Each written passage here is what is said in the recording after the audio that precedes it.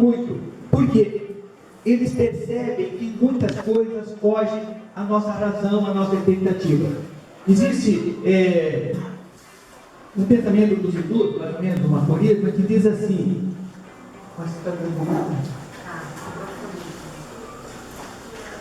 Então, ele diz mais ou menos assim, isso é do Upanishads, que chama, que é aqueles ensinamentos dos hindus.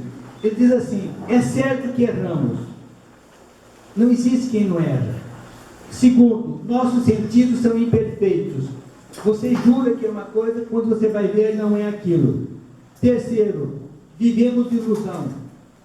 Quarto, temos a tendência de enganar os outros. A gente pensa que o ser humano é muito bonzinho. Não, todos têm o seu lado bom como tem o lado ruim. Nós temos o nosso lado bom e nós temos a nossa sombra, que é o nosso lado negativo. Nós jamais iremos acabar com o nosso lado negativo, mas nós temos que saber conviver o positivo com o negativo. Nós lutamos para acabar com o mal nunca vai acabar. A sujeira do campo nunca vai acabar. As formigas jamais irão acabar. As pragas existem. Nós temos que saber como conviver com as adversidades. Eu sou muito não racional. O que é não racional usa mais a mente subconsciente, que é a mente sábia. Então, a turma diz assim popularmente: o travesseiro é um bom conselheiro. Você deita, no outro dia você tem a solução. Ontem, o meu filho me falou comigo no sábado, ou na sexta-noite, sobre essa palestra. Depois nós não conversamos mais. Ontem à noite tivemos um bate-papo rápido e programamos algumas coisas. O que aconteceu? Eu fui dormir e acordei, não conseguia dormir com aquelas coisas todas vindo no meu subconsciente. Acordei e escrevi o que está escrito aqui agora. Então, muitas vezes nós queremos usar a razão, mas você sendo mais zen, um pouco mais light, um pouco menos racional, as coisas acontecem mais. Porque às vezes você quer fazer uma coisa, mas não dá certo, aí você se frustra. Então, não criar muita expectativa. Os chineses, por exemplo, eles não esperam nada dos outros. Porque eles não sabem, o que vem dos outros não vai depender de você. Então, o chinês tradicional, ele espera de si, do que ele pode fazer. Então, eu não fico perguntando, olha, sinceramente, eu não quero saber quem que gosta de mim, pouco, muito, ou quem tem raiva de mim. Isso é o problema dele, eu não posso resolver isso. Ele tem que ver o que eu sou capaz de fazer. Então, um ensinamento muito antigo, eu estou falando disso aqui, olha só, e anotei tudo que eu ia falar agora, e agora eu estou falando coisas que eu não anotei aqui. O ensinamento antigo diz assim: a finalidade da vida é amar e servir. Amar e servir. Porque quem busca ser amado, por certo que não vai ser amado. O amor é uma luz. Só dá luz quem tem luz. Quem quer receber luz, se ele não tem luz, aquela luz vira treva, vira escuridão. Então o amor é uma luz. Nós temos que transmitir luz. Nós temos que amar e servir. Esse ensinamento é de todos os sábios de todos os tempos. Não foge a isso. Ele falou sobre o presente. O nosso presente é agora. Eu estou falando para vocês no presente. Daqui 10, 20 minutos, isso aqui vai ser passado. Mas isso que eu estou falando já foi futuro. Então, se o nosso presente é bom, o nosso passado vai ser bom. E o nosso futuro, que é presente, e vai ser passado, vai ser bom. Porque é uma continuidade. Ah, eu agora, disse um amigo meu, eu não vou trabalhar mais, eu não sei nada, com 50 anos eu estarei rico e aposentado. Eu falei, eu quero conhecer esse cara com 50 anos. Conheci. Estava vendendo espetinho na rua. Ué, mas e aí, você não falou? Desconversou. Se você não plantar, você não colhe. Plantar é opcional. Agora, colher é uma obrigação. Então, não existe passado, nem presente, nem futuro. Nós temos que ter intuição. Nós temos que usar a nossa mente subconsciente. A maioria das pessoas fazem cálculos e planos que não dão certo. Não quer dizer que vocês não vão planejar aulas. Vocês vão planejar. mas você tem que ter flexibilidade. Se o seu corpo tem flexibilidade, a sua mente vai ter flexibilidade. Se você não tem, não adianta. Então, eu faço, não para me aparecer, mas para mostrar para vocês que eu tenho 67 anos, vou fazer em abril, e eu tenho treinado a flexibilidade. Então, se meu corpo é flexível, a minha mente vai ser corpo são, mente sã. Não adianta eu querer que a minha mente seja flexível se o meu corpo não é. Então, vejam bem, as crianças que têm intestino preso, por exemplo, eles têm uma predominância do sistema nervoso simpático. Como que é chamado uma criança do intestino preso? Alguém que não faz cocô, empesado, cheio de fezes. Como é chamado que tem o predomínio do sistema parasimpático? Esse é o sistema simpático da noradrenalina, da adrenalina. É o sistema vagal que nós chamamos, é o cagão. Um é medroso e o outro é o cagão. Você entendeu?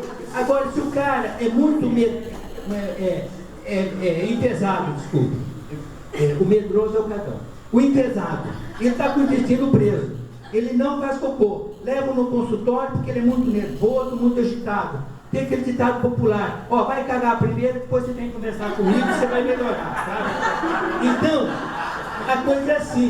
Aí está provado nesse livro, olha aqui, não é da minha cabeça não, a doença como caminho. Eu faço medicina preventiva, vem pessoas idosas no meu consultório. Doutor, tem uma senhora de bonito, por que eu estou assim? O que aconteceu com a minha vida? 77 anos, frustrada e cheia de doença. Ela imagina que aquilo começou ontem. Não, começou na infância dela. Aí eu pergunto para ela: você tem flexibilidade? Você exercitou o seu corpo? Se você não exercitar seu corpo, você não vai exercitar a sua mente. Eles trabalham juntos, em sincronia. Foi um rapaz de 18 anos no meu consultório, 1,86 m. Falei: vamos ver quem que abre a perna, ele com dor na coluna. E eles querem um remédio para melhorar a coluna. Falei: vamos fazer um teste? Vamos ver como que você está com a coluna? Aí eu falei: vamos abrir as pernas? Aí ele mediu as vezes que eu medi a minha. Entendeu? Medi a dele, eu medi a minha. Entendeu? Aí o que aconteceu? O que aconteceu? Ele perdeu 1,86 m, eu tenho 1,60 m. Entendeu? Por quê? Porque ele não faz o exercício da flexibilidade. E ele não quer ter problema da coluna. Então, não tem jeito, né? Devemos ser mais intuitivos. Achar que aquela aula não está dando certo antes dela não dar certo. Usar a nossa subconsciência, a nossa mente universal. Para você ter uma noção, na nossa mente universal está guardado tudo que o ser humano aprendeu. Você pega uma criança adotiva, filha de índios, e põe na sua casa, ela nunca vai se igualar a seu filho. Porque a genética dela, não interessa como, ela não vai seguir. Muitas coisas ela vai aprender do mundo exterior, mas não aquilo que tem.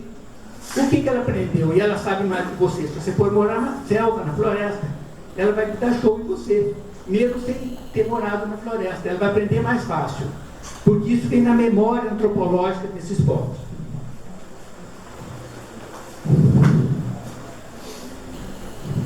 Por exemplo, o bem se transforma em mal. Essa é uma das leis mais importantes da vida, é a lei da polaridade. O mal se transforma em bem e o bem se transforma em mal. Entendeu? Por exemplo, o que é mais importante numa caneta? A ponta ou o cabo? A ponta. Não, sem cabo ela não funciona. Então, sem bem não existe mal. Sem mal não existe bem. Um faz parte do outro. Devemos procurar entender a vida dessa forma.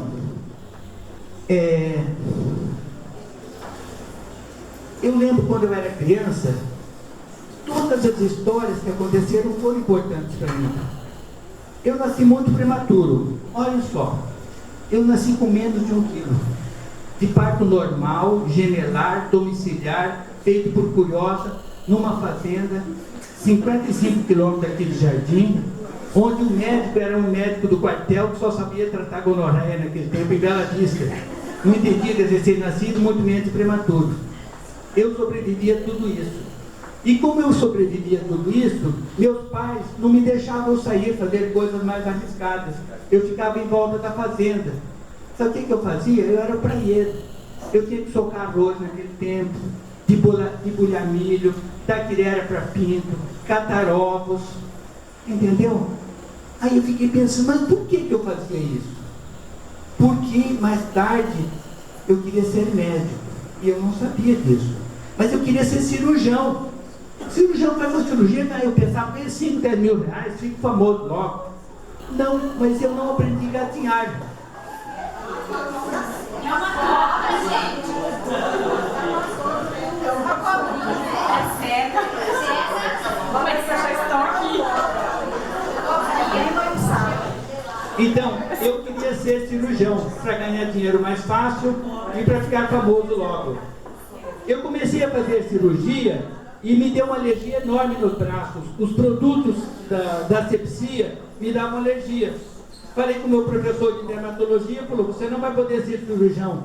Eu falei, mas é meu sonho. Ele pegou, me olhou e deixou, foi embora. Então, eu tive que ser pediatra. Pediatra, quem está catando ovos das galinhas, quem está dando milho para porco, porque todos os dias aquela mesma rotina. Meu neném está com febre, está vomitando, está com dor abdominal, e eu tinha que ter paciência para isso. Como que eu ia ter paciência? Se eu era chato, nervoso, irritado, ranzinza, famoso por ser encrenqueiro, entendeu? Como que eu ia ser pediatra? Aguentar choro de crianças o dia todo?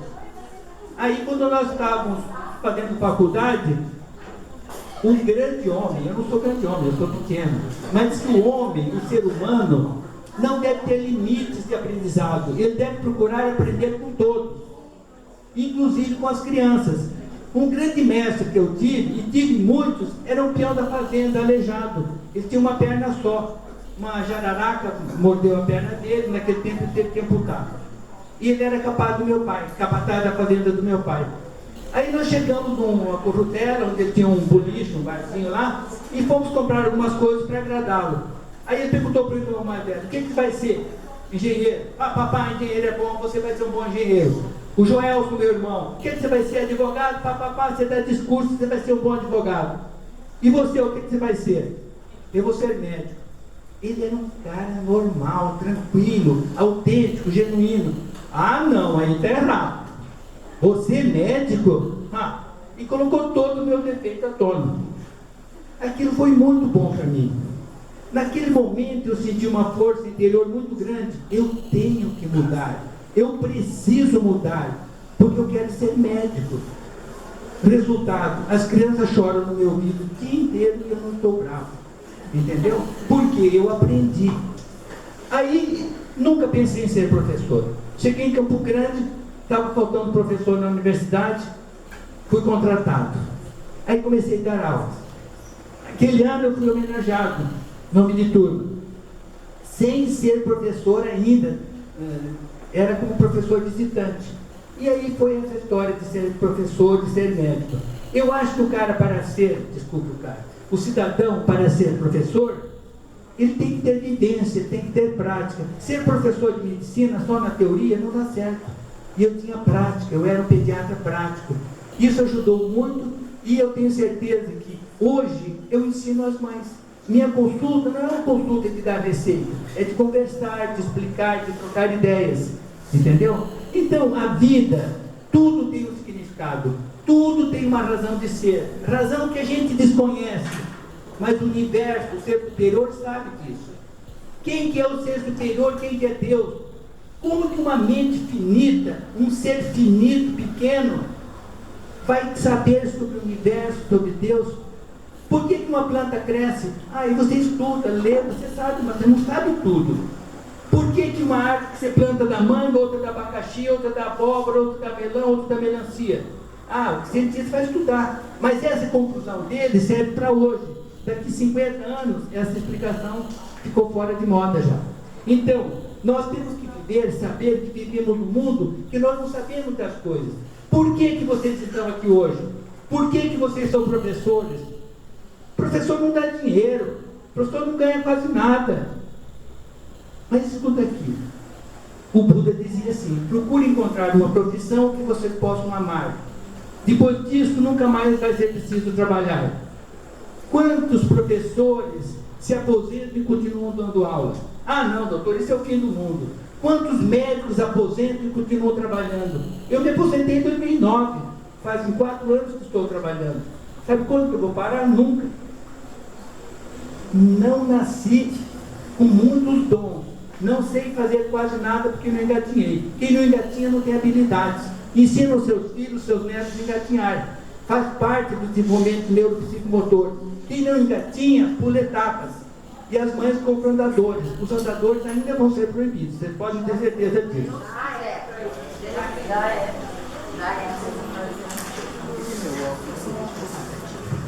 Então, vamos ver algumas coisas mais que eu notei. Então, eu fui assaltado no Recife.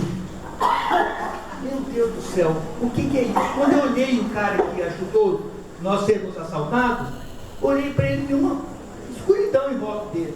Ah, o senhor é paranormal? Sei lá, o que é isso? Eu olhei e vi tudo escuro no cara. Para resumir a história, fomos assaltados. Desse assalto, uma coisa terrível. Aconteceram coisas maravilhosas. Eu passei com meu filho e a minha filha caçula o Natal, eles iam passar sozinhos. Passei o último Natal do meu pai lúcido, porque ele ia ficar com Alzheimer. E passei com eles, ficou tudo bem. Me roubaram coisas de menos valor, meu talão de cheque ficou comigo, meu tênis e tal. E aí? Se transformou em coisa boa. Vocês são professores, que coisa ruim, que coisa difícil.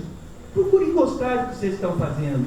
Se vocês não gostam mesmo, eu vou falar uma coisa: larguem mão de ser professores, mas não fiquem reclamando. Não dá futuro reclamar. Eu encontrei uma professora, formada uns 5 anos mais ou menos, lá de Bonito. Falei: você está dando aula? Doutor, estou dando, mas é por pouco tempo. Vou prestar concurso, não quero mais. Minhas amigas lá de Bonito estão tudo ficando neurótica, tudo com licença médica, tudo cheio de problemas. Por quê? Porque eles não têm o dom, eles não nasceram para ser professores. Acabaram por uma oportunidade fazendo aquilo, mas ainda dá tempo de voltar atrás. Procure gostar. Se você pensar em você, está tudo errado. Pense nas crianças, pense no que eles estão aprendendo. Hoje eu recebi uma criança que veio de Campo Grande para consultar comigo. O médico disse: vai lá no Dr. Joel, lá em Jardim, ele foi meu professor, ele é um bom médico, você não precisa vir aqui mais em Campo Grande. É o Dr. Jorge Domingos Alexandre. Ele, quando terminou a residência médica, foi trabalhar com a gente. Quando meu filho caçula nasceu, eu chamei ele para atender meu filho. Falei: mas doutor Joel, tem tantos professores famosos, médicos famosos, o senhor me chamou? Eu: não, porque você é meu amigo, eu gosto de você, confio em você. Por que ele fala bem de mim? Porque eu trato ele bem. A gente quer receber, mas a gente não sabe dar. O coração faz sístole, mas antes de sístole tem que fazer diástole. A vida é assim, nós queremos receber. Você sabe o que as pessoas estão pensando de nós? Nada. As pessoas não estão fazendo mal para nós porque eles querem fazer mal. Eles estão fazendo mal, entre aspas, para nós, porque eles estão pensando neles. 90% das vezes as pessoas pensam em si mesmos. Eles não pensam em nos acabar, nos destruir. É que você chegou, como diz, no caminho dele. E ele quer te tirar de fora para continuar tendo as vantagens. O ser humano tem uma natureza muito egoísta. Nem todo, graças a Deus, né?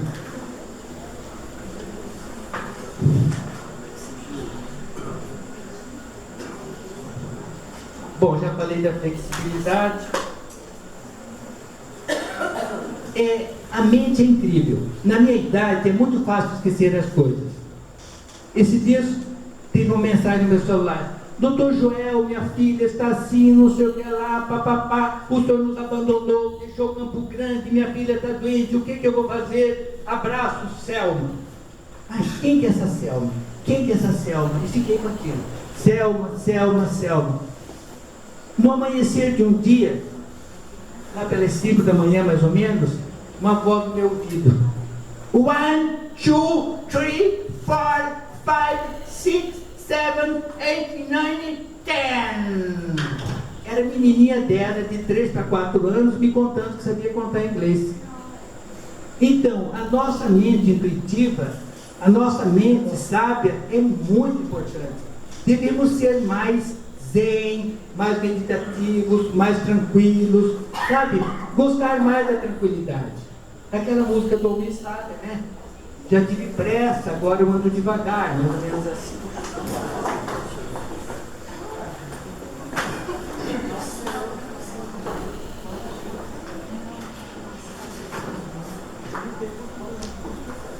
As dificuldades são lições valiosas. Nós viemos para amar e servir. Quem não vive para amar, não vive para servir, tem o ditado que diz, não serve para viver. Nós queremos receber, queremos ser o centro do universo. Eu quero ir numa reunião e que todo mundo me trate bem. Eu quero ser Mas eu não estou lembrando dos outros? Os outros também gostam disso. Por que eu não trato bem os outros? E é muito fácil a gente tratar bem quem é rico, quem é importante. Eu quero ver você tratar bem um pobre. Eu não estou muito orgulhoso de dizer das minhas qualidades. Quem diz minhas qualidades são os outros. E se for boa, tudo bem. Se não for, como diz, amém. Esse diz uma senhora idosa, pobre, falou no meu consultório. Aí eu falei, mas você não falou isso para o médico? Ah, doutor, desculpe eu falar, mas a maioria desses médicos, doutor, não estão a fim de escutar a gente. Eles não dão esse crédito, esse prestígio que o senhor dá para a gente. Então, por que eu tenho prestígio? Por que eu tenho crédito? Por que eu ganhei situação financeira? Porque eu tenho alguma coisa. Então eu recebi. Mas eu fico muito mais feliz, digo de coração, dando do que recebendo.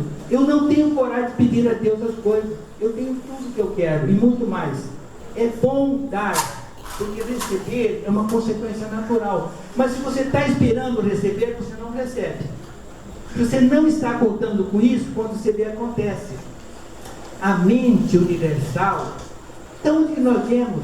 Para onde que nós vamos? O que nós somos? Por que viver? Por que nascer? Por que morrer? Por que o fulano ou fulano é meu pai ou minha mãe? Por que essas pessoas são meus amigos? Por que esse lá não gosta de mim? Nós não sabemos de nada disso. A gente deve procurar levar a vida da gente. Ser professor é uma coisa maravilhosa. É uma coisa linda. Quando vocês estiverem velhos, vocês vão se lembrar disso. A professora Rita foi minha colega de ginásio. A professora Rita é famosa. Ela é uma educadora de jardim. Os filhos dela são educadores. A família toda dela. A professora Rita.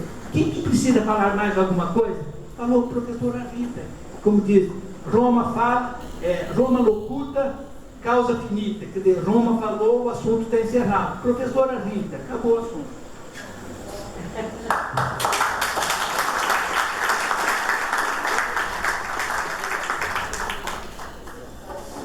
Então, meu tempo venceu. Como eu gosto de falar, vou contar mais uma história. A gente tem que acreditar nas coisas. Eu conto para todo mundo e vou, essa história, se alguém não ouviu, vai ouvir de novo, se já ouviu. Eu tinha uns 5, 6 anos, meu pai era muito sábio, tinha pouco estudo, não estou quase nada. E eu estava fazendo um lanche. Uma caneca grande de alumínio, um copo, um pão feito pela minha mãe e um queijo de fazenda, já meio velho. Ele raspou o queijo, cortou um pedaço, pegou com o pão, naquele tempo agora que faz sanduíche. Ele dava uma mordida no pão, dava uma mordida no queijo, pegava o leite e tomava. Aí eu falei para o meu pai, estou quebrado e cheio de profundas rugas. Eu cravei minhas unhas dos sulcos profundos, tentando fazer voltar no antigo vício. Mas foi tudo em vão. Aí então eu perguntei, quem nem colocou essa incômoda máscara? Aí então eu me detive com a realidade. O hábil e perverso cirurgião plástico, o tempo, havia me operado sem o meu consentimento. Esse é o nome.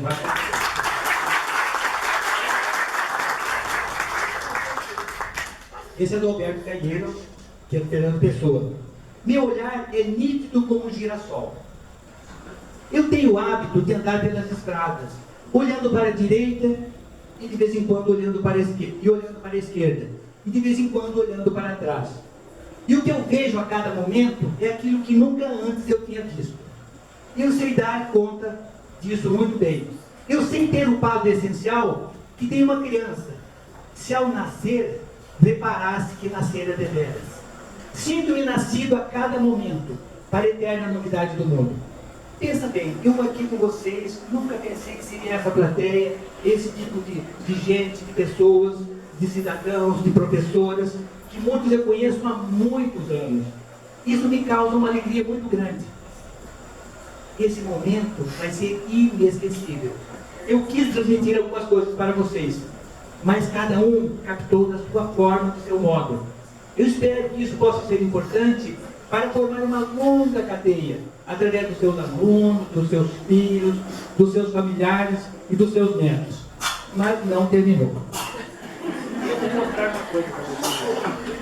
Esse livro, olha só o tamanho desse minúsculo livro. É o livro mais vendido da China antiga.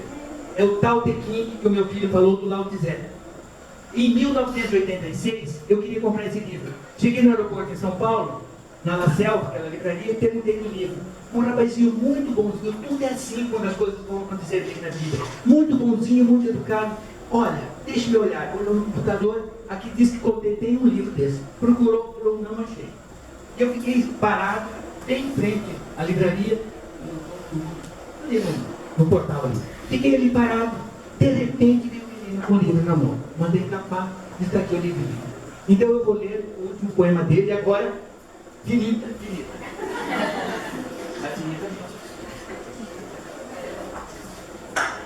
Aquele que acha que tudo é fácil vai encontrar grandes dificuldades. Quem promete muita facilidade dificilmente manterá o prometido. Por isso, o sábio considera tudo difícil e assim não encontra dificuldades. Agora vai por ele, não é esse não, hein?